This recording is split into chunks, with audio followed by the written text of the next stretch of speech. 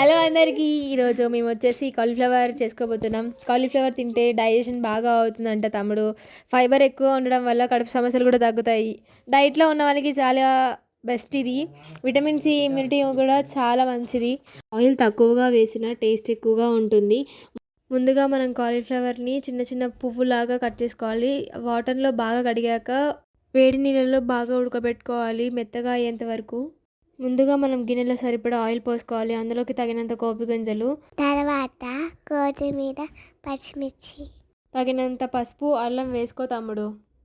ముందుగా కట్ చేసుకుని టమాటా వేసుకోవాలి. కొద్దిగా ఉప్పు వేసుకొని ఫ్రెండ్స్. తర్వాత ఉడకబెట్టుకున్న కాలీఫ్లవర్ని వేసుకోవాలి.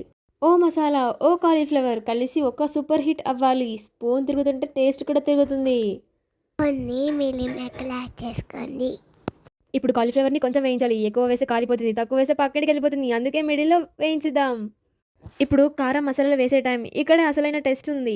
కారం ఎక్కువ అయితే అయ్యో, తక్కువ అయితే అబ్బా, అందుకే బుద్ధిగా కొలిచి వేయాలి.